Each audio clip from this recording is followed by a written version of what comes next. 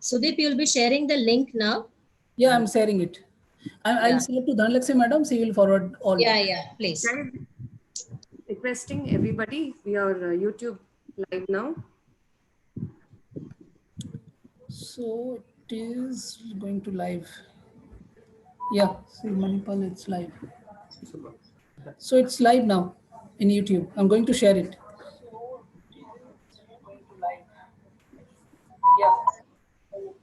So I'm returning you this host. I'm going to share it.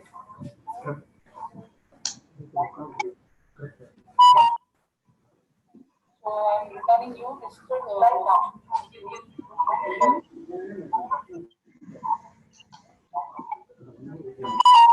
Have you done it?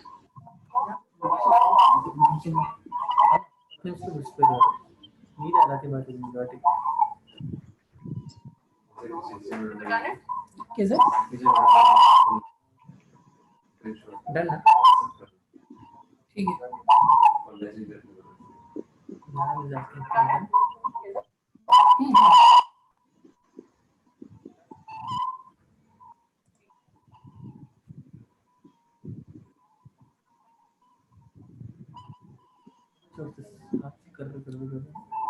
Somebody is on the mic. Mine is mute. No, not yours. Anybody is there.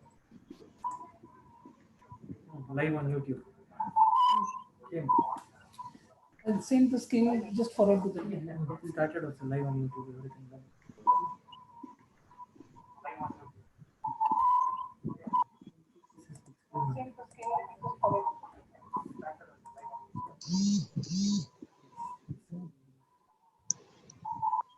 ಕೆಳಗೆ ಹೇಳಿಲ್ಲ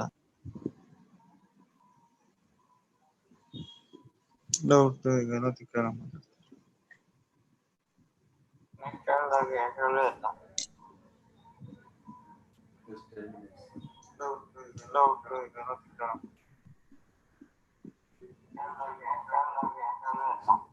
Requesting all the participants, please go on mute.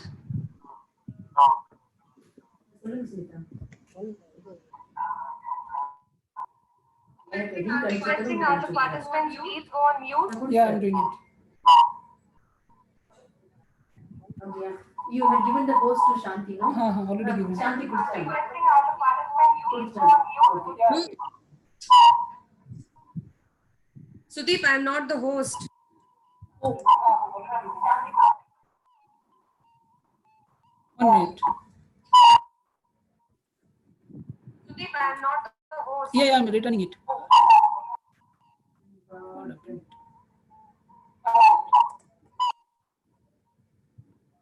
Sudeep, I am not the host. Yeah, I'm returning it.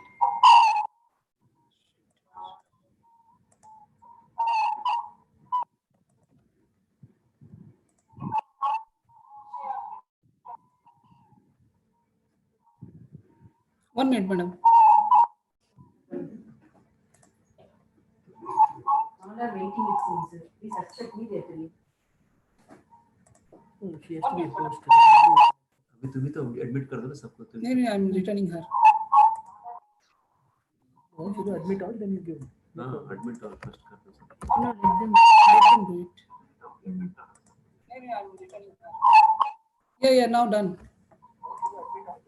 You Okay. Yes.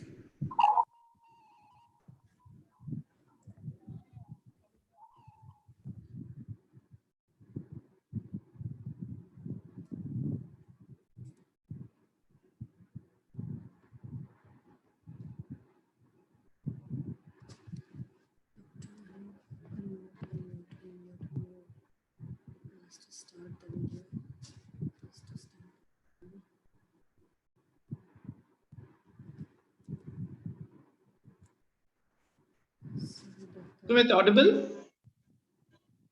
Yes, sir. Am I audible? Just checking the audio. Yes, sir, you're audible. Okay, thank you.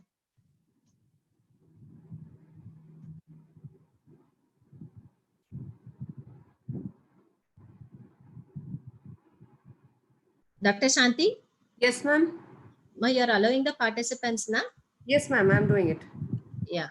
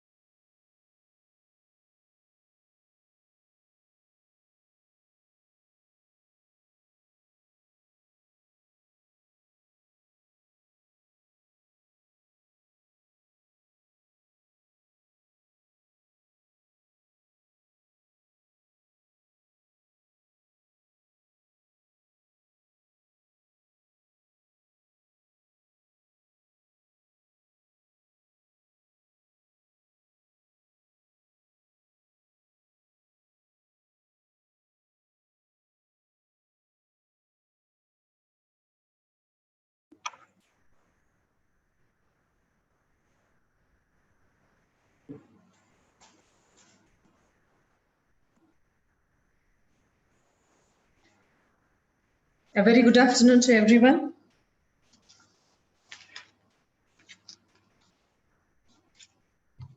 Today we have gathered here virtually through live webinar for the CME on the topic Falls in Elderly, Clinical Management and Physiotherapy Perspective, organized by Indian Association of Physiotherapists, Women's Cell Team, in association with Manipal Hospital, Bangalore.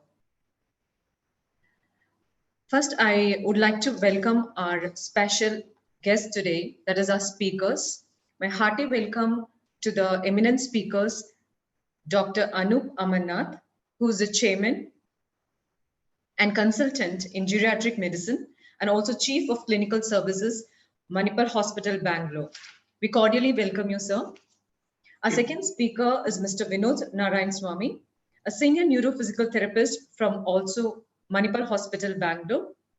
A hearty welcome to you, sir. Our second speaker is Mr. Vinod Narayan. We also have a special guest today along with us, Dr. Kshitija, DGM Operation, Manipal Hospital. Hearty welcome to you, ma'am. Thank you. We also have a special guest today along with us, Dr. Kshitija, DGM Operation. Today's session will focus on falls in elderly and how the elderly population can be managed the clinical perspective, followed by the physical therapy perspective. And so the first session will be handled by Dr. Anup Amarnath. Followed by, sir, over to you, sir. Okay. Thank you, everyone. Thanks for the Academy of Physiotherapy for hosting this. Thanks to Manipal Hospitals. Am I audible? Is there an echo or is that okay? Everyone, thanks for the Academy of Physiotherapy for hosting. Sir, you're audible, sir. There's no echo now. I've muted everyone. Okay, thank you. So can we start the slide share, please?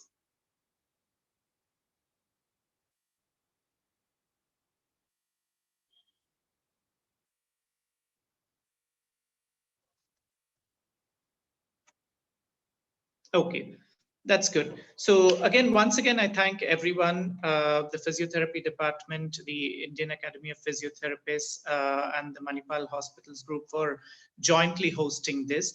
So what we'll do is we'll divide this talk into two parts. And in the first part, we'll talk about the medical aspects of falls in the elderly. And in the second part, our physiotherapy team will take over and talk about fall prevention strategies from the physiotherapy perspective. So next slide, please.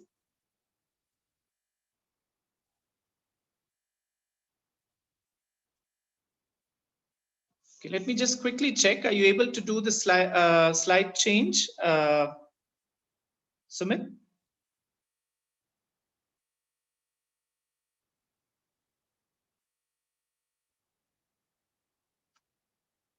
Okay. So we'll talk about preventive geriatrics, and essentially the fall prevention comes under preventive geriatrics. So preventive geriatrics is the art and science of preventing disease in the geriatric population and promoting their health and efficiency. So what we actually look at is how to prevent not just diseases, but disorders also in the elderly. The reason why we say it's an art and science is because, of course, there are a lot of objective markers in terms of how we assess fall prevention, but also we look at in terms of the art of prevention, because not two elderly people are the same and each one have their own kind of underlying issues. So it becomes a very individualistic approach in terms of handling an elderly population. So if we can put it in full screen mode, I think that'll be helpful for everyone. So what we look at as a part of geriatric medicine, and specifically preventive geriatrics, is a maintenance of health in old age by high level of engagement and avoiding diseases, early detection and appropriate treatment of those diseases.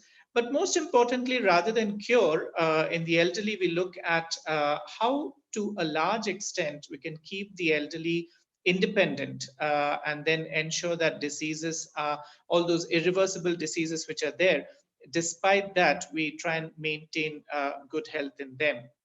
Of course, a lot of it is not just medical, it is what we call as multidisciplinary. So there's a huge role played by the physiotherapy team and the occupational therapy team. So in a broad guideline, geriatric medicine, and especially preventive geriatric, looks at how to prevent certain diseases and disorders. And number two, how to make the elderly people as independent as possible in their day-to-day activities. So that's the overall focus that we'll have today, and with a specific focus on fall prevention. Next slide. So now we look at what are the specific risks that we have in the elderly population. I don't think we've gotten to the next slide. Sumit, are you able to move it to the next one?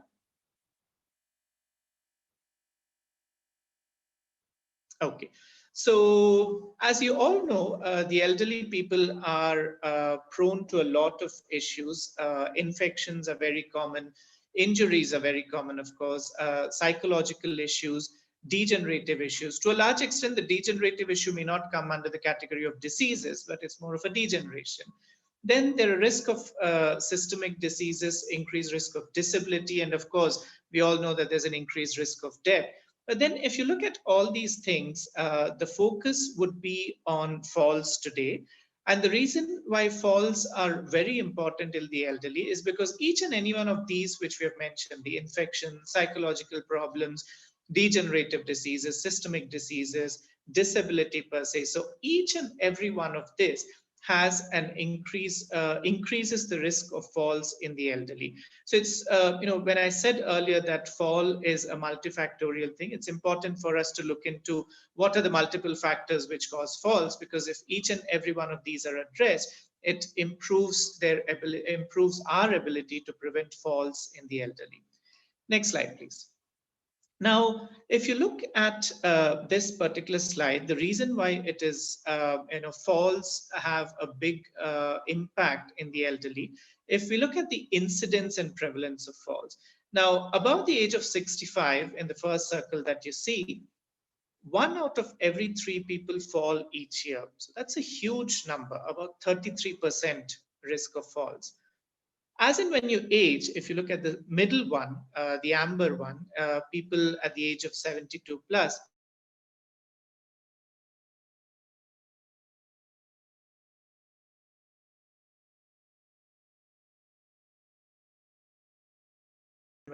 years, the risk of fall is almost every year. So as in when we age, even half a decade increase in age causes increase in the risk of falls, and the frequency is much more and the incidence is much more. So that's the reason we say falls are important. And then at the end of each decade, the risk of fall keeps going high. So now that we've seen the risk of falls, let's also look into what are the causes for falls. Now, what you see in the next set of slides, this slide is the 5 topmost causes of falls. And as all of you will be aware, the most common one is impaired vision and hearing. We know that as and when we age, the vision goes down, the hearing goes down. And this is one of the most important reasons why elderly people fall. The second thing is muscle weakness and impaired balance. So as and when we age, the muscles become weak and the balance also becomes weak. And we'll talk about a little bit more detail when the physiotherapy team presents this one. We know that his team present, but it's important to understand that I'm not done with that slide. Can we just go back? Yeah, thanks. So muscle weakness is one of the important reasons why people fall. And there is a specific term for this called sarcopenia. So as and when they age, the muscles in themselves become weak, irrespective of nutrition. So this is called sarcopenia, and it's one of the important causes for falls. Impaired balance, this is another thing which we'll focus on during the second half of the talk. But then this is again a very important cause for falls in the elderly. The third one is not medical related, but environment related, and these are called home hazards. Now, not just home hazards, but hazards across the environment. Say, for example, we tend to have these mats across in our houses, and then elderly people tend to fall and trip over that. Water on the floors, very smooth surfaces. So these are kind of reasons why elderly people tend to fall, and these are called home hazards or environmental hazards. The fourth important thing are medications, and this is something which we often see in hospitalized elderly people or those elderly people with multiple medications, and this is called polypharmacy. Now, the risk of polypharmacy is very high in the elderly. You might have seen that a lot of elderly people have a huge list of medicines. And for each condition, they tend to take 1 or 2 medicines, and that runs up to around 10 or 12 medicines in total. So polypharmacy is a very important reason for falls. And then when we evaluate an elderly person, we look at each and every of these medicines and ensure that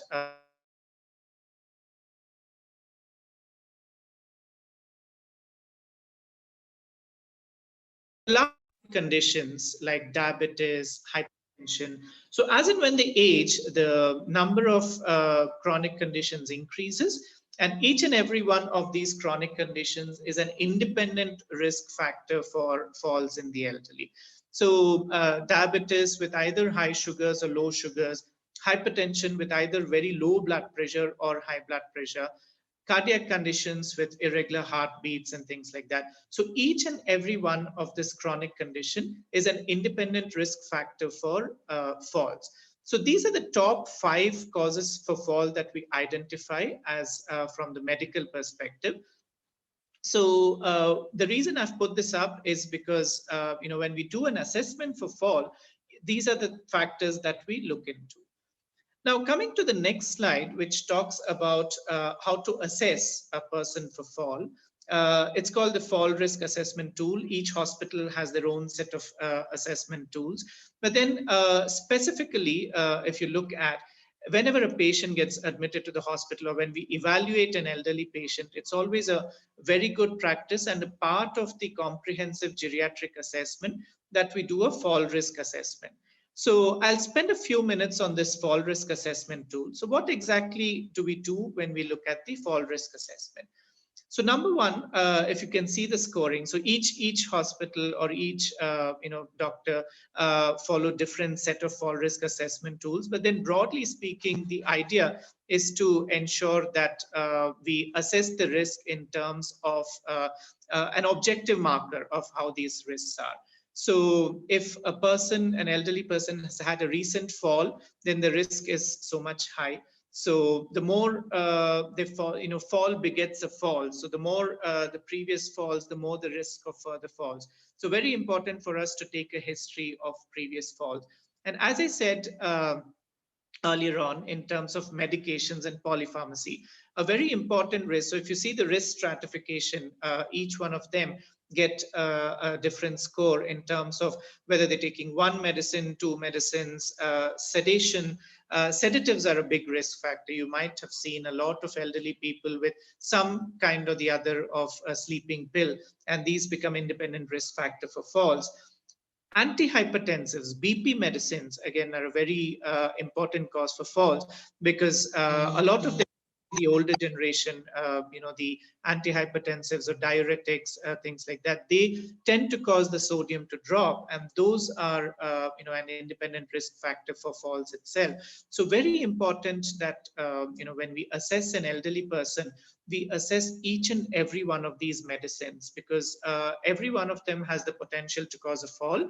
But then the most important ones are the sedatives, the hypnotics, and the antihypertensives, and the older generation sulfonylureas, which tend to cause hypoglycemia. So low sugar, again, is a big risk factor for fall. So we need to ensure that when we do a fall risk assessment, all of these factors are looked into. The third one, when we do the fall risk assessment, is psychological factors. Anxiety, depression. So these are, again, very important factors which cause falls. So once they have a fall, that becomes a risk factor. And then once they have anxiety, depression, those are independent risk factors as well. The apprehension comes in that they might fall, and that causes imbalance, and that leads to fall. So it's like a vicious cycle, and it's more of a downward spiral from there onwards. So I think a psychological assessment is very important. Certain people with dementia and bipolar disorders, they are at a very high risk of fall. So a psychological assessment becomes an important tool for us when we're assessing an elderly person with falls. Having talked about dementia, cognitive testing is another important thing because what we have seen is that the more severe the dementia, the higher the risk of falls. Of course, in late stages of dementia, what happens is the patient becomes bedbound. But before that, they do not have the cognitive ability to understand the risk of falls or understand the risk of imbalance. So I think when we're doing a fall risk assessment, and we do this as a part of comprehensive geriatric assessment, we assess the cognitive status. There's something called as the AMTS, abbreviated mental test scoring. So we do this on a scale of 10. So whenever the scoring is 8 or less, that is an indication of dementia. And then any cognitive dysfunction becomes a risk factor for falls. So when we look at an elderly patient, it's not just the recent fall, but also in terms of the medicines, psychological assessment, cognitive assessment. Now, there are certain things which automatically puts a person at a high risk of falls. So these are the automatic high risk statuses. And thereafter, we do a risk factor checklist. Now, what are these risk factor checklists? So the risk factors are, of course, as we said earlier on, in the top 5 causes of falls, vision. So it goes without saying that if a person has poor vision, the risk of falling is so much high. And then the mobility, you might have seen a lot of elderly people with sticks, walking frames, and things like that. So those are the people who are at an even higher risk of fall. So then that comes into the component of risk factor checklist. The third one is transfers. It's when a person is moving from, say, bed to chair or chair to walking position. So that becomes, a factor. So the easier an elderly person finds it to do these transfers, the lesser the risk of falls. The more difficult they find in terms of doing these transfers, the higher the risk of falls.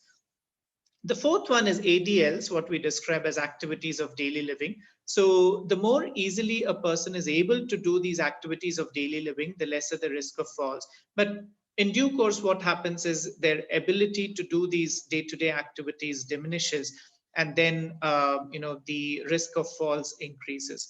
We talked about environment earlier on, so it's very important for us not just to look into the patient himself or herself, but also the environment in which he or she is, because certain environments may not be elder friendly. Like we always talk about child friendly environments, and this is similar to the elders as well. Are we putting a person in an elder friendly environment?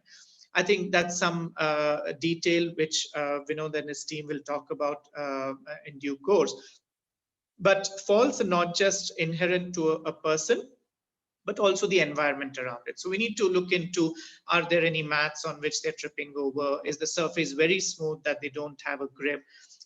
Is the lighting adequate? Is there a grab rail or a handbar which they can hold on to in terms of support? So these become environment risk factors. Then it is the two remaining issues about nutritional factors and continence factor. Now, nutrition becomes important because, as I discussed earlier on sarcopenia, if the muscles are weak, the balance reduces and the risk of fall increases. So nutrition assessment is something which we do. And a simple test that we do as a form of a blood test is the serum albumin. So whenever the albumin is between 3.5 to 5, it tells us that the nutrition is good. But whenever the albumin is low, it's an independent risk factor for fall. So when we do an assessment, it's very important to do the nutritional assessment as well. And finally, continence. The reason why we put that is because more often than not, the time when we see an elderly person falling is when they need to go to the bathroom in the night. And also when they don't have control over bladder and bowel, they suddenly get up and try to walk, and that's where they lose balance and fall down. So the continence becomes a big issue, and the more they're incontinent, the more the risk of falls, because the tendency is to suddenly stand up and go to the bathroom because they cannot hold their bladder or bowel, and those are the times when the elderly people tend to fall. So this is a fairly comprehensive fall risk assessment tool. And then it's important that at the time when we see an elderly person, or when we're doing a fall risk assessment, we use these tools, or when we're doing a comprehensive geriatric assessment, we follow these tools. Because for two reasons: one, it gives us an objective assessment of their baseline, and number two, it also tells us that if when we repeat this, if the tests are showing an increase in the risk, so it picks it up objectively. And also it tells us which are the areas that we need to focus on. So if we notice a person is falling and then there is a polypharmacy, it goes without saying that we need to address that first. So this is a very comprehensive tool, and this is something which we use as a part of the medical workup. So probably after this, we'll share this fall risk assessment tool as well. So to summarize, in the last few slides, we've looked at why elderly people fall, what are the top 5 causes of falls, and then how do we assess falls using the fall risk assessment tool. In the next few slides, we'll talk about how we assess and how we do the screening and then the management of falls. So medical conditions become very important. So as I said, any of the chronic medical diseases, diabetes, thyroid dysfunction. So these are the fundamental things that we evaluate from a medical perspective. So HbA1c becomes important. Very tight control of sugars is a risk factor. In fact, we tell all the elderly people that even if your HbA1c is around 7.5 to 8, it doesn't matter, because the more tighter the sugar control, the higher the risk of falls. And there's a specific condition in the elderly called as hypoglycemic unawareness. So when the sugars go down, they are not aware, because if you see a young person with diabetes or a middle-aged person with diabetes, he or she is able to understand, identify hypoglycemia.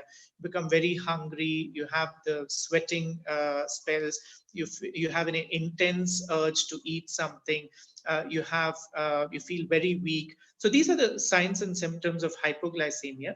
But unfortunately, what happens in the elderly, the condition of hypoglycemic unawareness. So they don't realize that they're hypoglycemic, and suddenly they fall down. So that's a big risk for fall. So the fundamental thing that we do as a part of medical workup is to ensure that sugars are not very tightly controlled, and then even a slightly high sugar is acceptable, whereas low sugar is much more dangerous. Thyroid dysfunctions, hypothyroid goes undetected in the elderly. So when they have severe hypothyroidism, mobility gets affected. They become very slow, lethargic, and that's a risk factor for fall. And on the contrary, hyperthyroid as well, when they are overactive thyroid, leads to palpitations, imbalance, and hypermetabolic state. So that becomes important for us to assess. Osteoporosis is another important issue, and we have to make that as a regular assessment, because even a small, what we call as a low intensity fall, like sitting in a chair and then slumping down, that can lead to fractures. So it's important that we look at from a bone perspective, are they osteoporotic, and how to address osteoporosis becomes an issue. Obesity, as I said, hypothyroidism, and increased body weight causes imbalance, and that's another reason for fall. Hypertension as well, again with like a diabetes, unawareness of hyper or hypotension is very crucial in the elderly. Sometimes the very common condition that we see in the elderly is isolated systolic hypertension. That is, only the upper systolic blood pressure goes up, whereas the diastolic remains. And as and when the systolic blood pressure goes up, they get giddiness and falls. And on the contrary, hypotension, a lot of people, elderly people, take medicines and they keep on taking the same antihypertensives for ages. And then, unknown to them, the blood pressure tends to come down, and that's one of the reasons for fall. We talked about cognitive impairment, we talked about depression, and we also talked about hearing defects and vision defects. So when we do a comprehensive geriatric assessment, these are the individual diseases and disorders that we look into. Next slide. So a lot of times that we see is each of these chronic diseases, whether it's diabetes, hypertension, dyslipidemia, hypothyroid, each one of them lead to an end organ damage, whether it's cardiac dysfunction or renal dysfunction. But most importantly, cardiac, because as and when we age, there's something called as the heart failure with preserved ejection fraction. So the ejection fraction is good, but then there is a reduction in the overall heart activity. So maintaining blood pressure and evaluating from a cardiac perspective becomes a very important thing, because with the elderly, they'll remain asymptomatic. They don't come in classically with having chest pain, palpitations, and things like that. Just unusually lethargy, or being lethargic, or reduction in physical activity. All of these are an indication of underlying cardiac problems, which in turn leads to falls. So improvement of physical activity and keeping them in a certain physical health goes a long way in terms of preventing falls in the elderly. Next slide. So in summary, what we do when an elderly person comes in is we do the fall risk assessment. We look at the medical conditions, screening for diabetes, hypertension, cardiac problems. We review the medications, as I said earlier on, polypharmacy. In fact, we had done a study which showed that the potential inappropriate medication prescribing in an elderly person, and this was a study which we did in UK. So almost 30% of elderly people have an inappropriate medication prescribed, and that inappropriate medicine may be a high dose or a suboptimal dose or a wrong medicine per se. So that becomes important to evaluate medications and polypharmacy. And then, of course, comes, once the entire medical workup is done, then we, ensure that the physical activity, the walking aids, and those kind of issues come into the picture. And that's where we work very closely with the physiotherapy and the occupational therapy department. So this is something in broad about using walking aids and staying active. So of course, we will talk about it in detail when Vinod takes his session.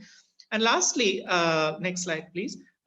We also advise, apart from the physiotherapists and the occupational therapists, physiotherapists assessing them, certain occupational therapy interventions as well, like having grab rails in the bathroom, improving lighting, removing the loose rugs and things like that, wearing non-skid soles. So these come into the domain of occupational therapy. So what we intend to do is a multidisciplinary assessment and management. Yes, we take care from the medical perspective about evaluation of falls, risk assessment, medication management, health management, but a big chunk of it comes from physiotherapy and occupational therapy. So this is in brief about the medical management of falls. Next slide. So we hope a lot of them go to cutting this particular cake at their 100th year. That's what we intend to do. And I'm happy to take a few questions in the next 5 minutes, but the second half will be handled by the physiotherapy department. Thank you, sir. It was indeed a very informative session focusing on the importance of falls and how to identify them, and also especially the contributing factors which you've quoted, and also the screening recommendation. And finally, the tips for prevention is really a take home for all the participants. We have few questions from our participants, sir. The first question is, what would be the frequency of fall in geriatrics we come across in India, sir? Can you throw some light on it? Yeah, I think it's, the frequency of falls in the elderly is very high. And as in one of the slides which we said, anyone above the age of 65,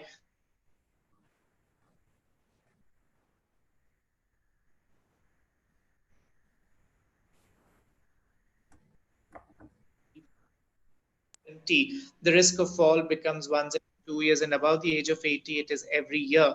So the risk is very high and almost as high as 30% per annum. Thank you, sir. We have a few more questions, sir. The next question would be, what would be the strategies to prevent the falls in the elderly, sir? Can you give us some strategies? So I think we can divide the strategy into 3 parts: the medical management, the physiotherapy management, and the occupational therapy or environment management. So we take care of a lot of physiotherapy, medical management in terms of evaluation of medical problems, addressing their chronic medical conditions, polypharmacy, sarcopenia, and nutrition. So that's 1/3 of the entire prevention strategy.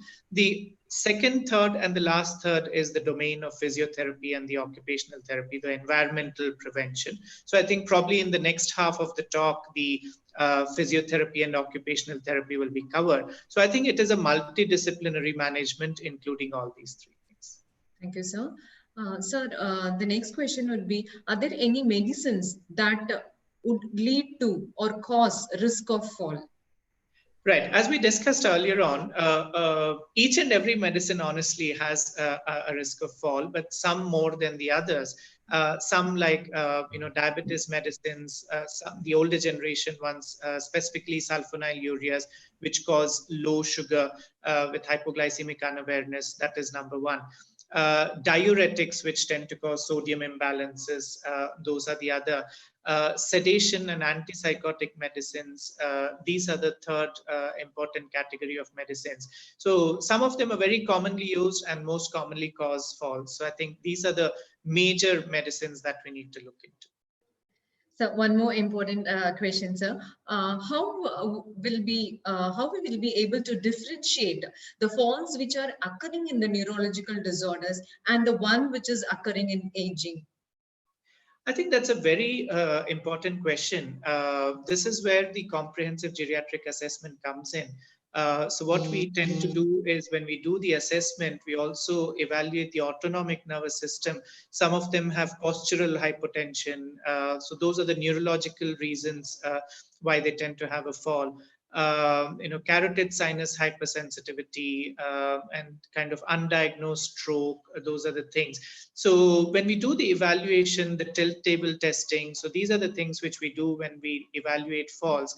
And those are some of the ways in which we detect the cause of falls. And then, of course, the non-neurological things is when we assess from the cardiac perspective and mobility perspective. But I think certain specific evaluations like tilt table test, carotid sinus hypersensitivity, so those are the ones which will tell us why these elderly people tend to fall.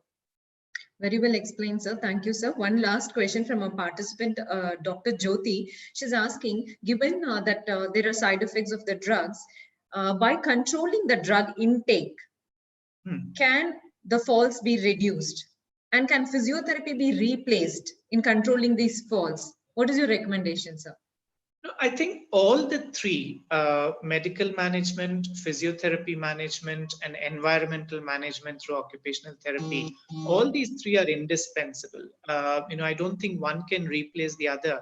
All three need to work in tandem and then evaluate the cause of falls, evaluate the risk factors, and then specifically address those risk factors. So I think, as I said earlier on, this is a multidisciplinary involvement. So all of them have a very strong role to play. And then if it's a specific medicine causing falls, when we do the medical assessment, we tend to pick on that and try and replace that particular medicine, because most of them would be used for chronic conditions which we cannot stop. So we tend to replace it with a safer medicine. Thank you, sir. We are at the end of the question answer session. I thank Dr. Amarnath for his valuable time. Sir is one of a very few geriatrician in the country, having a specialization in geriatric medicine from Royal College of Physicians in London.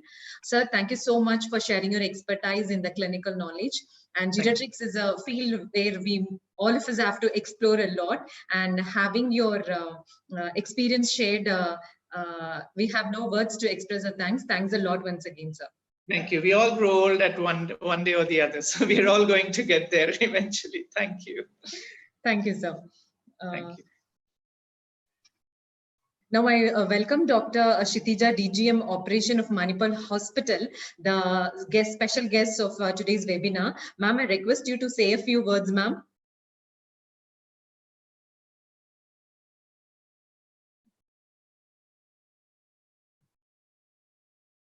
I take this opportunity to thank IAP Women's Cell Karnataka team, especially to host this kind of innovative platform where we can share knowledge with everyone. We can have new channels of communication, and I believe that there has been enthusiastic response with more than 500 plus participants across the globe.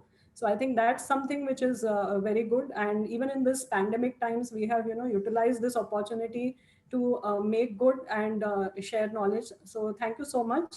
I would like to personally thank Dr. Sumita, the state coordinator, Dr. Kalai Selvi, the state joint coordinator, Dr. Richa Singh, state sub coordinator, Dr. Veena Payas, state sub coordinator, Dr. Shanti Karthik, coordinator, and Dr. Pooja Pandey, Bhavana sub coordinator. Thank you all. Thanks a lot on behalf of Manipal. Thank you, ma'am. Thanks for taking your time and then being a part of this webinar, and also helping us and supporting us for conducting this webinar. Our hearty thanks to you, ma'am. We will go on to the next session. The next session is on the physiotherapy aspect of falls in geriatrics. It will be taken by Mr. Vinod Narayan Swami. He is a senior neurophysiotherapist in the Department of Physical Medicine and Rehabilitation in Manipal Hospital in Bengaluru, and he's an expertise in neuro rehab techniques. Over to you, sir.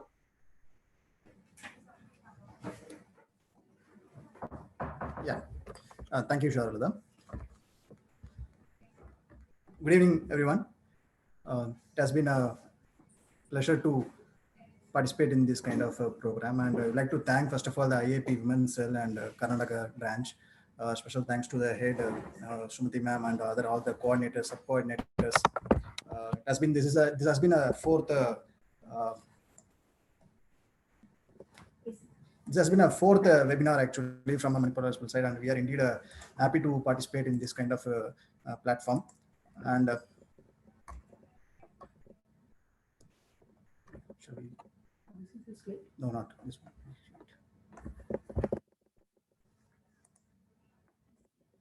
Just a minute, just share my slide.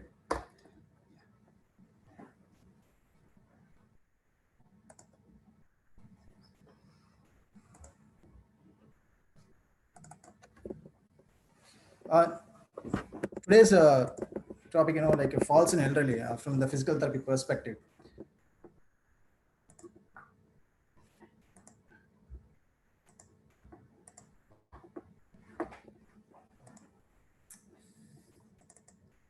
There has been a technical glitch actually. Yeah. Today's topic is falls in elderly from the physical therapy perspective. Just before me, Dr. Anup would have given a guys a wonderful talk about the role of multidisciplinary role of managing the falls actually.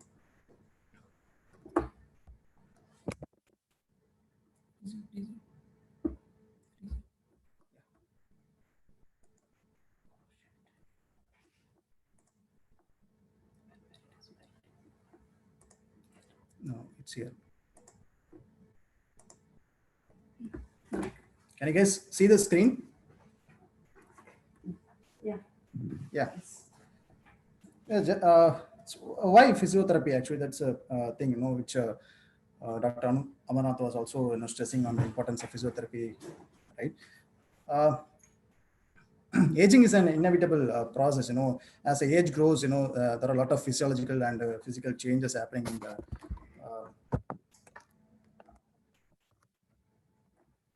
physiological changes happening in the body. There are multiple comorbidities and complications, usually associated with there are many multiple comorbidities and complications associated with the aging process actually. One such, complication is the falls, which is more prevalent among the elderly people nowadays, which more frequently we are witnessing. There are multiple risk factors, associated with the falls. As a physiotherapy, how we are, tackling that, how we are, trying to reduce the rate of fall, or else, otherwise, trying to prevent the fall. That's the biggest concern, like dealing with the patients.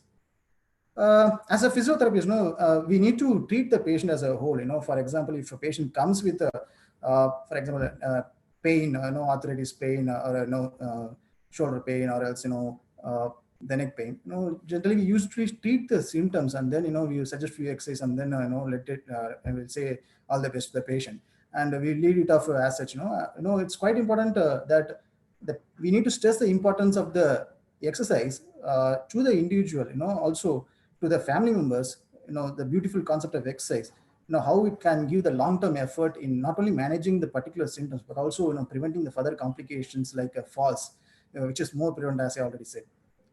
So, but when you tell them to do physically active, and when you say them to do the exercise, there will be multiple barriers, in case of elderly individuals they face, in terms of personal, in terms of environmental.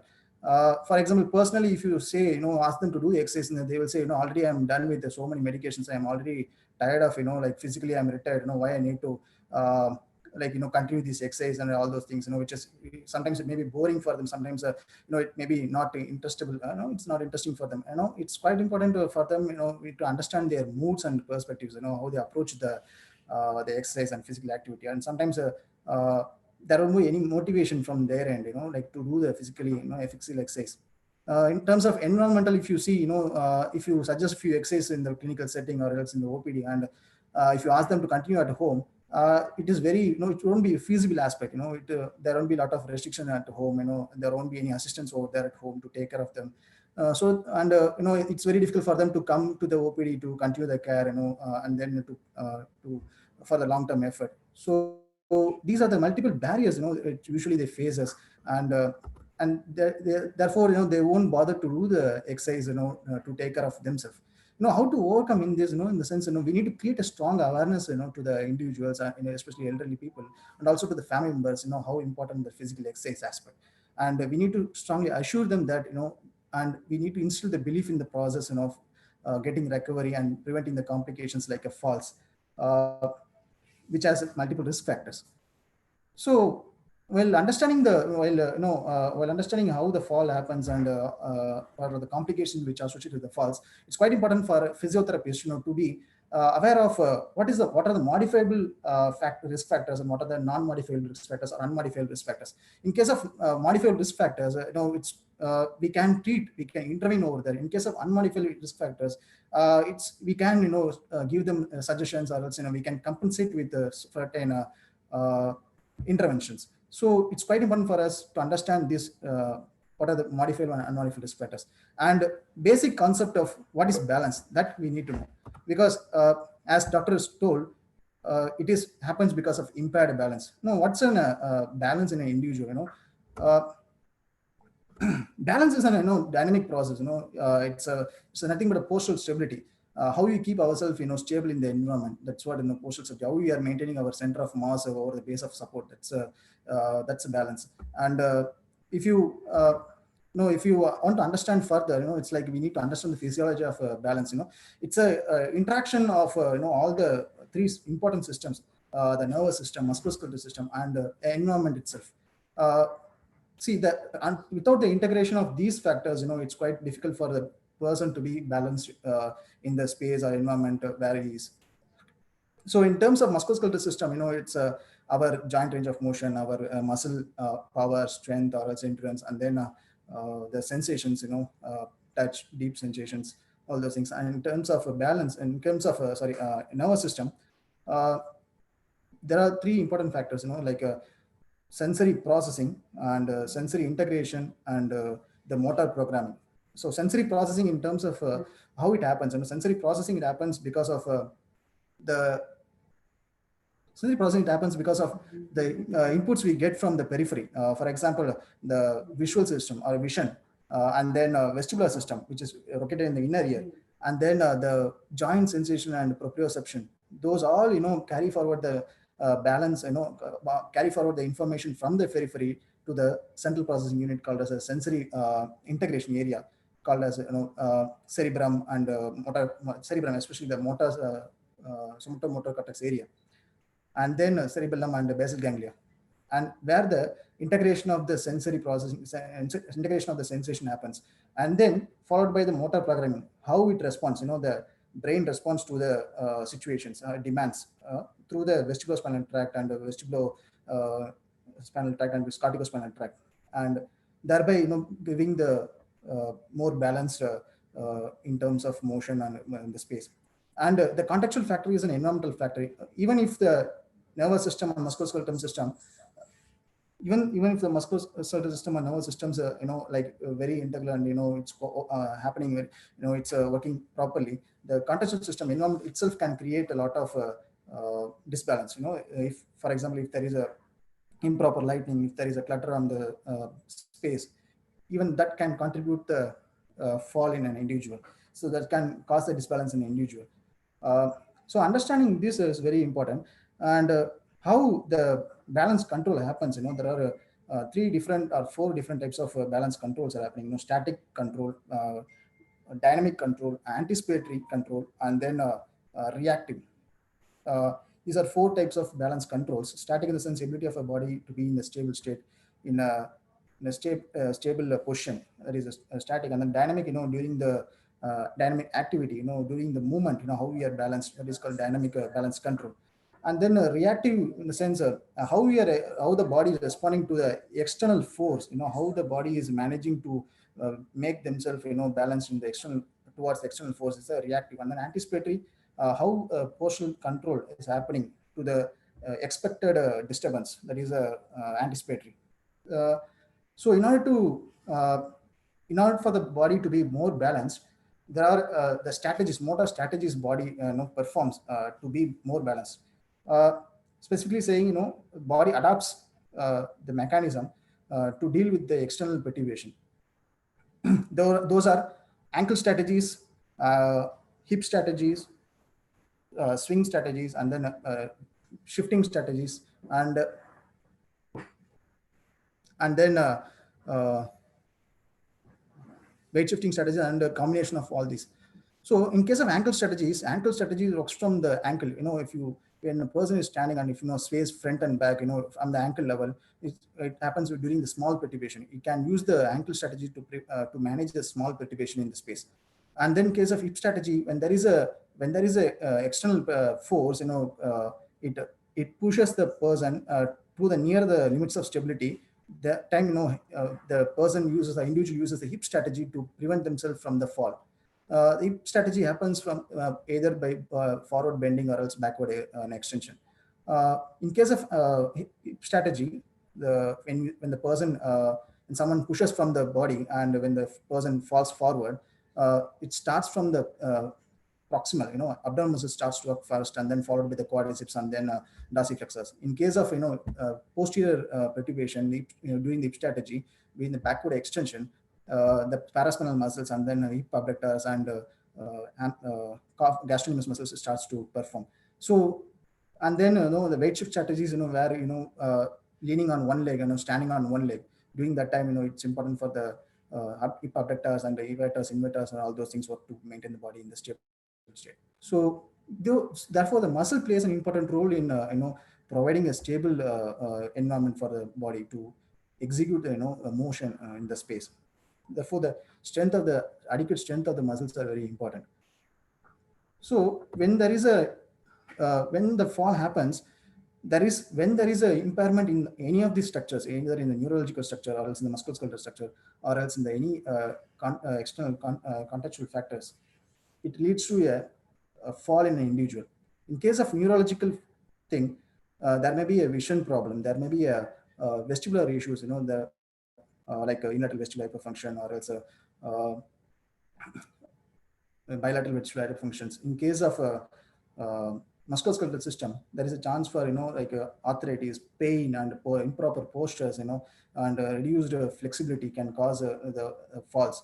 And in case of contextual factors, like as I already mentioned, there was a lack of light and like clutters on the ground. All these can lead to the fall in an individual. So the integration of the nervous musculoskeletal system and contextual factors is important. If there is any impairment, if there is any deviation from those, can cause a balance dysfunction in an individual that can lead to a fall, and further consequence of falls are well known. So how we do that, like assessment, how to assess the whether a person or the individual or elderly individual is balanced actually. Already just before me, doctor has spoken about the FRAT tools, actually fall risk assessment tool. But I categorized into the two different aspects, general and specific. In general, like in general, it's apart from the normal assessment, like about their vitals, all those things. It's quite important to assess these factors like fall history. How many times the fall has happened before, or whether they experience any fall in the previous time, or else in which direction they usually fall down, whether when they fall, whether they go on one side of the body, one side of the environment, to fall, and then what are the surfaces they are dealing with, and what are the environment they are looking, and all these things, very important while assessing the fall history. And then cognitive status. A simple tool of MMSC can be used to assess the cognitive function of the patient, because this can help to identify whether the patient is having any like dementia kind of conditions or something. And then, as I already told, musculoskeletal system is very important. The sensory and motor assessment is to be proper, like vision, proprioception, vestibular, and strength of range of motion, flexibility, and endurance are very important in a general assessment to understand whether those functions are working properly or not. And in environmental assessment, like it's very important. We can, it's very difficult from the hospital or OPD setting to assess the environment, but we can ask the individual family members to take the photo of the home, in case if they are willing, like so that we can suggest what the modifications, all those things. So it's quite important to assess the environment also, as already doctor also touched upon on this. And then specifically, like is there any balance deficit in the patients? For that, it's we need to assess using the specific balance assessment test.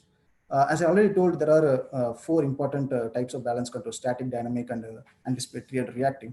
These are the tests which can be used to assess those balance controls. Static, in case of Romberg test and single stance, can be used. Romberg test is something very reliable, and it can be easily applied in a clinical setting to understand whether the proprioception is working properly or not in an individual.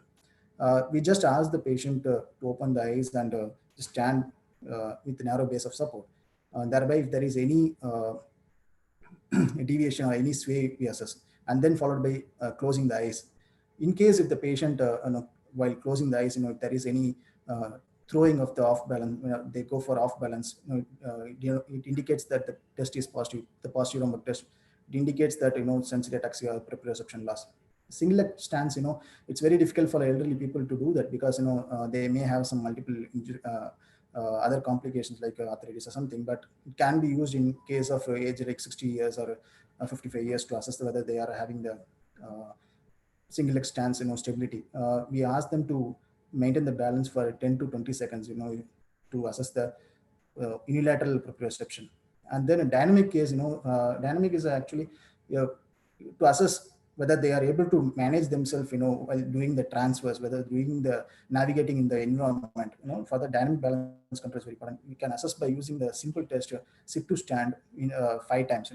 It's maybe sounds very easy actually, but in case of elderly individual, sit to stand doing the 5 times, it's very difficult. Within the stipulated time of 15 seconds, if they are taking more than 15 seconds of time, it indicates that there is the complication in managing the dynamic activities. And in case of anticipatory and reactive, there are anticipatory in the sense, when you anticipate the external perturbation and how you are reacting to the situation, that's the anticipatory control. And in that case, you can use the functional reach test and multi-direction reach test. Functional reach tests are very highly reliable, and the patient how to do the conduct the functional test is, the patient has to stand and then close to the wall. The marker we need, actually ruler marker we need, with a flexed shoulder, and then he has to reach forward to the marker. In case if we can reach more than 20, it indicates that the patient is having absolute stability. In case if they are, if there is less than 10 inches, it indicates that patient having a problem in case of hip strategy or else anticipated strategies. In case of reactive, it is like perturbation. It's like we throwing off balance. When there is a huge amount of force, acts on an individual, how they are reacting to the situation, how they are managing, either by using stepping strategy or not. So that is a reactive control. For that, we use pull test and push test. Pull test, we have to stand behind the elderly individual, and we have to pull them from their shoulders. In case if they have a good balance, actually, they won't come back, or they won't take a step back, to balance themselves. Instead of that, they use their co-contract the muscles, and they will try to balance themselves. In case if there is a need, they will take 1 step or 2 steps back. It depends on that. We need to assess rating 0 to 4, whether they need really assistance to manage themselves for their balance, or else whether they are throwing really off balance. So these are some of the specific balance tests we can imply on the individuals to assess that, apart from the general. These are outcome measures for fall risk assessment. These are specifically, outcome measures are very important, because this will indicate, how our strategies are working out on the individual. Whatever the test, over here we displayed, if you perform, and then if you take that, as a measure, we can, after the intervention, we can check back, and then we can try to find out which level of function they are right now. So it's quite important for the outcome measures to conduct. For this, there are tests like Berg balance test, Trinity performance oriented. It has 2 components, balance and gait also. In case of Berg balance test, highly reliable and varied tool, and usual score, perfect score is 56. If there is anything less than like a 46 or something, we can assess that there is a difficulty in managing the day-to-day activities because of the dysfunction in the balance. And timed up and go test is a simple test we can conduct in the clinical settings very easily. Patient has to sit, and they have to get up, and they have to walk for 3 minutes, and they have to come back to the same position. Usually it takes a minimum of 13 seconds. For LDG, in case if it is more than 13 seconds, it indicates that there is a chance for the high risk of fall in an individual. And four square step test and dynamic gait index are very essential. Four square step test, in that we have to place a canes, in a plus manner, the symbol of plus, and then we have to ask the patient to go around from 1, 2, 3, 4, and then again in a anti-clockwise direction, we have to ask them to walk. If there is a test, if it takes more than 15 seconds to perform the test, indicates there is high risk for the fall. And dynamic gait index and functional gait index are especially used for assessing the mobility aspects, and functional gait assessment used for finding out the vestibular structure, any defects. Okay. In case of dynamic gait index, the maximum score of a perfect score is 24. In that, if there is a score, if the patient or elder individual scoring less than 80 or 90, indicates that there is a more chance for falls during the gait activities. And functional assessment, functional gait assessment is another tool, can be used for vestibular, as I already told. It has a score of maximum 30, and then in case if there is any score which has less than 22 or something, indicates that there is a chance for the fall. And ABC and fall efficacy scales are used for finding out whether they have any fear during any activities in their day-to-day livings. And ABC, it has 100%. We read it we take it in 100%. In that, if there is anything less than 67% of score, indicates that there is a more chance for or more risk for fall, especially because of fear. And fall efficacy is another tool which can be used to assess whether they have any other, again, any activities, in doing the daily living, if they have any fear for performing the activities. It has a 70. If there is a score above 70, it indicates that there is a high risk for fall because of fear. Out of all these, I'll use the Berg balance test and Trinit performance test for assessing the mobility aspect, and especially the bed mobilities, and then dynamic gait index and functional gait index used for the gait aspect, and then ABC scale, activity balance specific scale, for and fall efficacy scale to assess the fear within the individual to carry out the daily task. Apart from this, we can add one more scale also, dizziness handicap inventory score, which can be useful for the patients who have the balance dysfunction due to the vestibular origin. So we have broadly seen that how to do the assessment in a general way, and then in a specific balance, specific balance for the 5 types of balance control, and then outcome measures for the fall risk. So now, what are the points which we need to consider before intervention is, first thing is a safety measure, which is one of the very important, as a therapist, we need to take care when we are dealing with the patients. It's necessary that we need to be, when we are intervening, it is necessary that it has to happen in a safe environment, first thing, and then with proper lighting, all those, and then if possible, we have to use the gate belt or safety hoist to control. We have to protect them from the fall, and then we need to stand, whatever the kind of, even if it is static or a dynamic, if possible, to some extent we have to stand besides or nearby to the patient to avoid the fall, all those things. Those are the few safety measures which from the therapist side we need to do. And then in case of risk stratification is one thing. Based on the assessment, it's very important for us whether how to identify, like a risk, whether it is a low risk candidates or high risk candidate, or else the moderate risk candidates.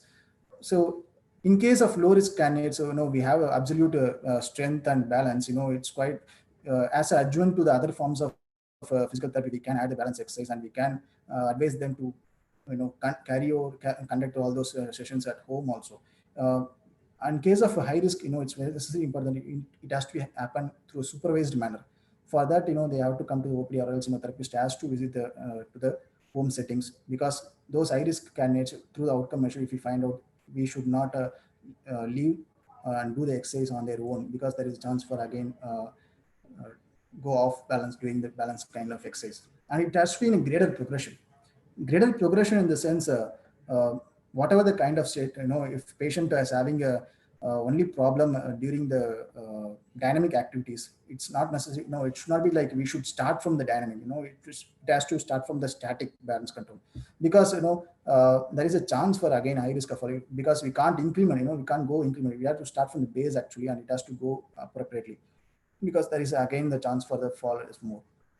In case of assistive device, it is quite important that rollators are can be useful for the patients rather than doing normal walkers actually, because uh, rollator can easily able to navigate them in the environment rather than walkers. Walker they have to carry and keep it forward. That will be very difficult task sometimes for elderly people above 75 years of age or 80 years of age with the balance deficit, especially in the dynamic aspect.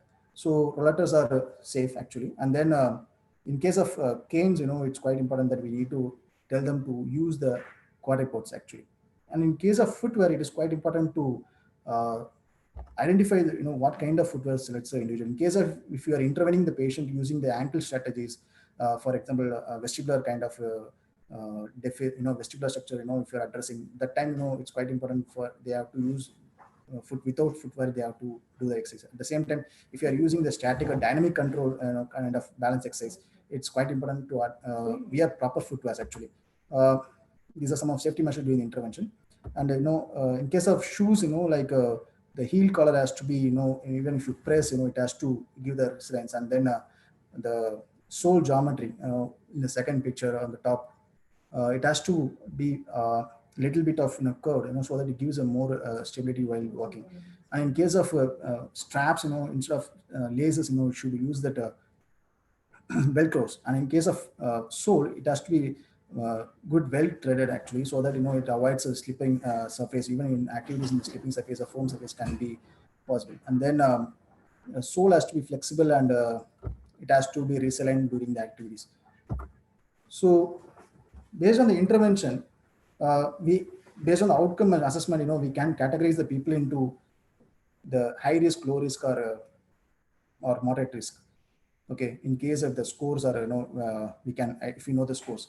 In case of low risk individuals, it's quite important that, they have to go through the short-term balance training exercise along with the other forms of exercise. As I already told, to manage, to get the balance control, there are adequate muscle power has to be there. So it is quite important that you need to strengthen the lower extremities. So in case of lower risk individuals, we can categorize them. We can, without supervision also, we can suggest a few strengthening exercise and flexibility exercise to carry out. But in case of moderate risk and high risk, individuals, we need to intervene them with utmost supervision. And as I already told, we need to progress them through the graded way. Usually, in case of balance dysfunction individuals, it's quite important that don't directly intervene on the balance or coordination kind of exercise on the first week or second week itself. These are some we got it from the Howell settle. And in the first week itself, we just try to focus on gaining the strength and getting the flexibility in individual. Like try to understand them. Try to teach them a few strengthening exercise and flexibility so that they will be comfortable in that aspect. So in case of strengthening exercise, the minimal threshold to do the strengthening exercise, minimal weight, to use is 2.4. That's quite important because we can't intervene with the 4 kgs or 3 kgs or 5 kgs. It's the minimal weight to intervene is for all the ADL activities, 2.4 is necessary. So we can start with less than 2.4, maybe 1 kg weight or 2 kgs of weight. And it's quite important to teach them flexibility exercise of the lower extremities and upper extremities in the first week. And in the progression of weeks, we can start with the basic balance exercise apart from the flexibility and strengthening exercise, especially the strengthening exercise in the sense of lower extremity, quadriceps, gastrocnemius, and hip flexors and extensors and adductors. And in case of flexibility, again, you start stretching the hamstrings and the adductors. And coordination exercises depends on, in week 2, coordination exercise, you prescribe balance exercise, you prescribe based on the assessment, what it's really needed for the individual, whether it is a static balance, or it's dynamic balance, or whether any other structures are involved in the form of vestibular or else proprioception. Based on that, select the balance exercise. And then it is quite important not just the balance exercise alone can help. You from the 3rd week onwards, you start progressing the walking pattern. Ask them to encourage go for walking and try to teach them few postural exercises, because there are postures like most commonly noticeable in the elderly age, like thoracic kyphosis. We need to teach them those kind of postures, throw them off balance. Those kind of postures will make the center of mass, go off to the base of support. So it's quite important to teach them proper postural exercise so that they can manage their um, falls actually. So it progressed to 6 weeks. These are short-term, program or protocol actually. In case of long term, it's quite important to continue all these forms of exercise. In case of low risk, we can teach in other forms of coordination. We can progress coordination, but after the 6 weeks of time, just go back and try to find out what kind of what kind of progression they have made actually in terms of balance. That's very important. For example, start with the static single leg stance, and then progress to tandem stance, and then dynamic, like standing on the foam surface, it's like a dynamic balance, and then this is something which is very these are exercise which cognitively also make them to think. If for example if you make them patient to do the activities like handling a secondary task like throwing the ball and catching the ball, will help them.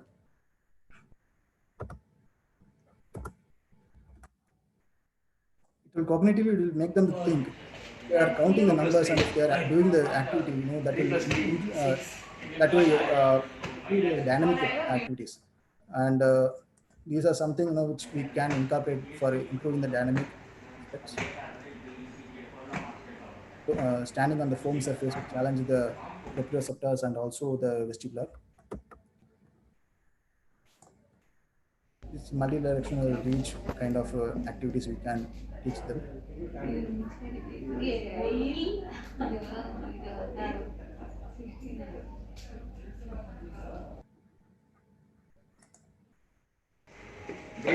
Challenging at the cognitive level, blue, can also the red pattern of blue, red, green, and crossing the obstacle is one of the important for a reactive kind of postural balance control training. And then this one, closing the eyes and making the patient walk or elderly individual walk can challenge the vestibular structures, and we can use this kind of training for in case of any vestibular deficits. Kicking the ball again for reactive kind of postural training. Is one dynamic with weights we can train. Elderly which you have the difficulty to get it from the chair and couch from the cloth. This kind of activities will improve their dynamic performance. And walking on the line or horizontal plane,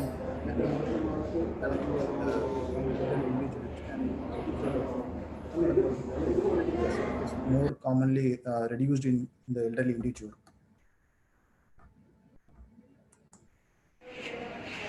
This kind of virtual training can also be done in case if you have a sophisticated balance master. These are all anticipatory, the targets, and you want to reach a target, by challenging the limits of stability. Anticipatory kind of balance can be done on the foam surface if you have a proprioceptive effects. And balance master can be quite useful in case for all forms of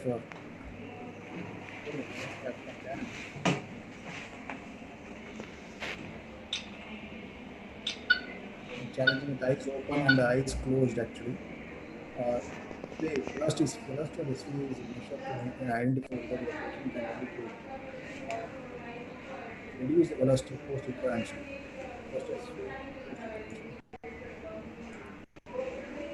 That is, with eyes open, is having a velocity of 7.4, and with eyes closed,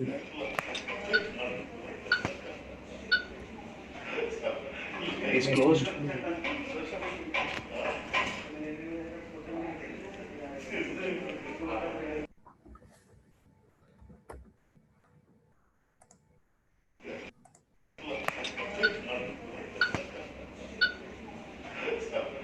Eyes closed. Thereby, we can identify whether improvement of intervention can be possible to the subscribe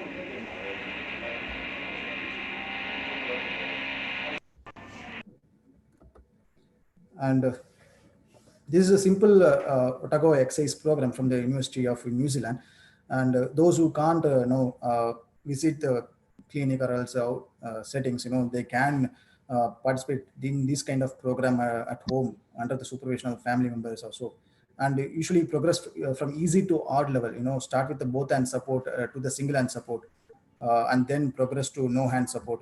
These are some of the lower extremity strength exercises, especially targeting the ankle muscles and then knee muscles and then hip muscles, especially hip abductors are very important. And then in case of balance training, you can try whatever I showed actually: tandem walking, tandem stands, heel walking, toe walking, sit to stand kind of activities.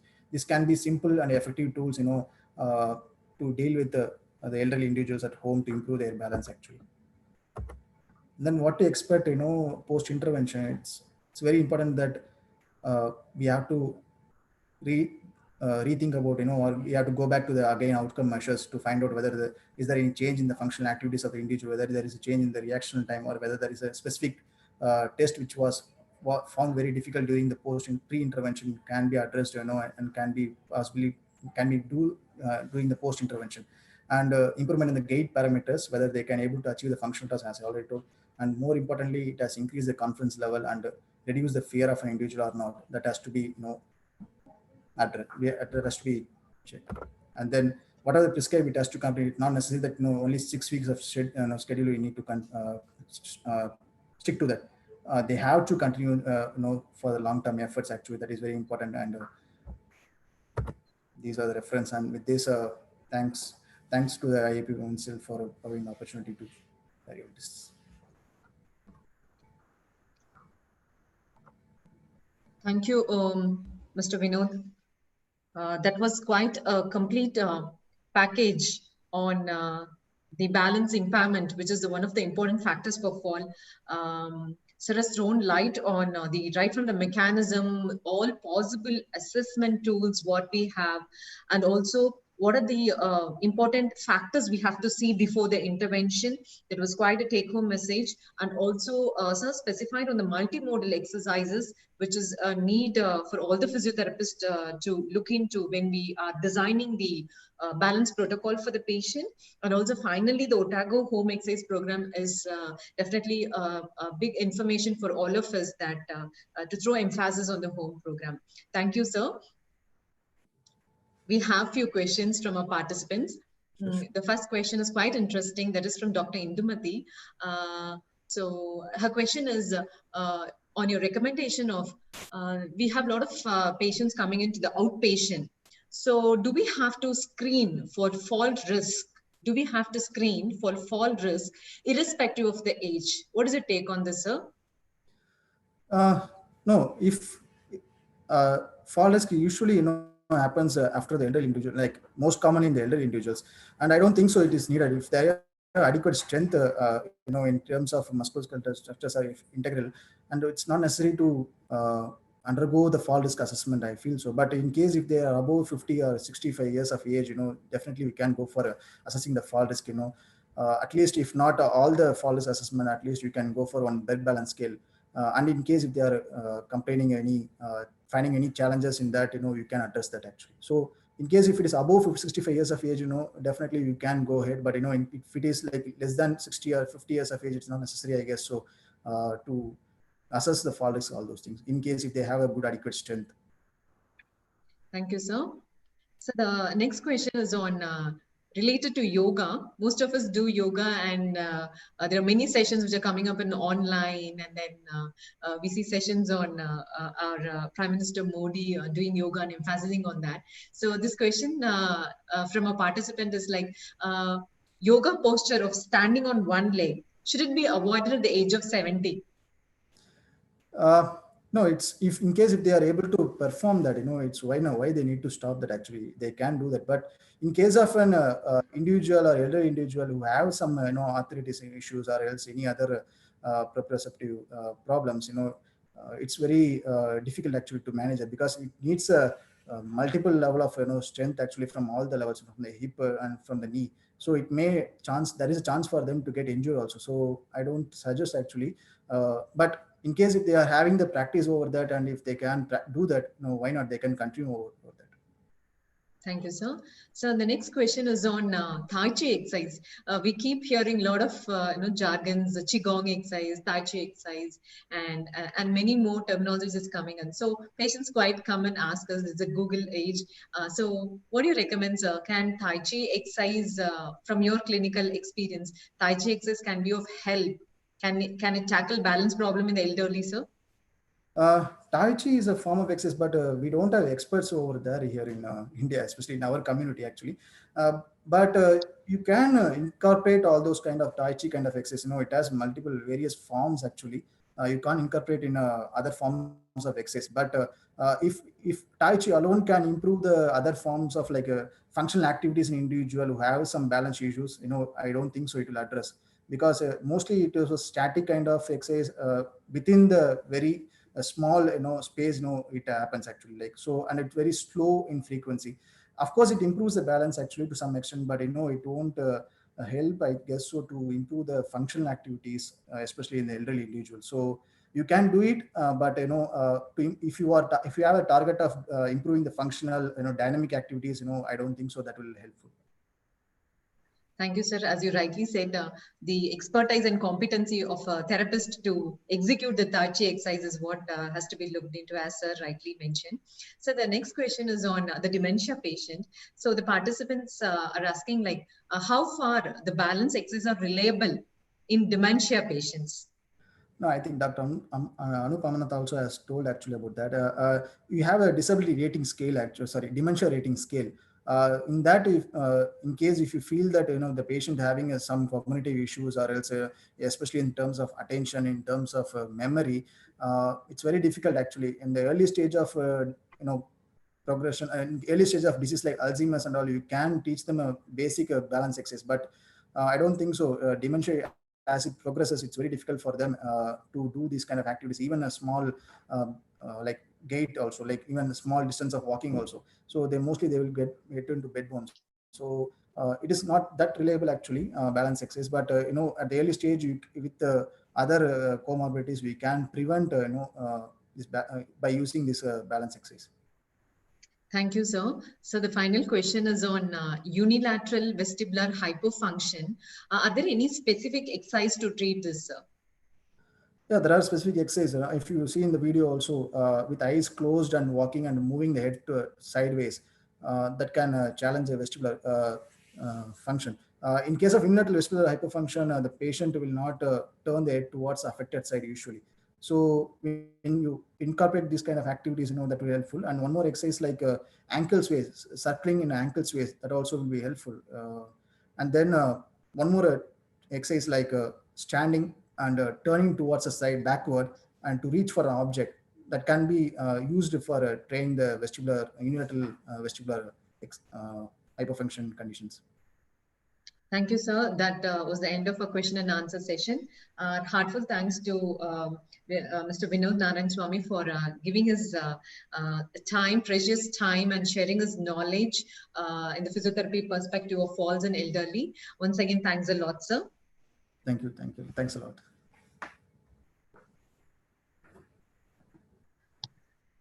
We're in the end of the session.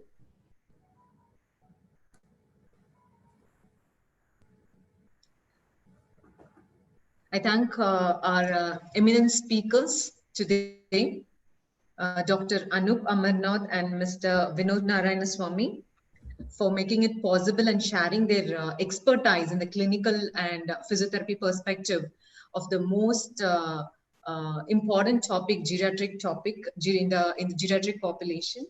My heartfelt thanks to the guests, Dr. Shitija, for coming over and then giving us a constant support and appreciating us. My cordial thanks and hearty thanks to the entire Manipal team, which includes Dr. Dhanlakshmi, Manager for Physiotherapist, Manipal Hospital, Dr. Dheeraj Adigas, HOD of PMR Manipal Hospital, Dr. Manish Roy, Director, Manipal Hospital, and the entire state IAP team and special thanks to Dr. Iftikhar and Shuhaib, and also the major pillar, the IAP Women's Cell Karnataka team, Dr. Sumita, Dr. Shanti, Dr. Ruchi, and Dr. Ramya. I'm sorry if I missed anyone's name. The entire team who was imperative in planning and executing, and was a very meticulously planned the webinar and made it possible. I heartfully thank the entire team for giving us such a wonderful session. Thank you all the participants for having a hope on us that it will be a very good session and having logged in. It was an overwhelming response from all the participants. Thanks you once again. See you all in tomorrow's session. The tomorrow's session is on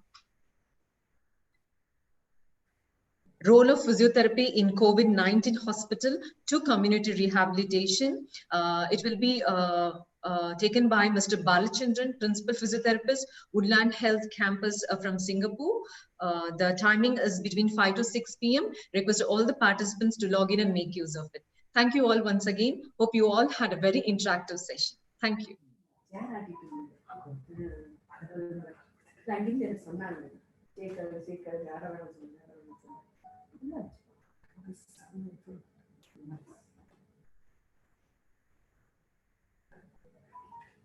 It's such an amazing presentation. Convey our regards to him. You know, see, from me to physio.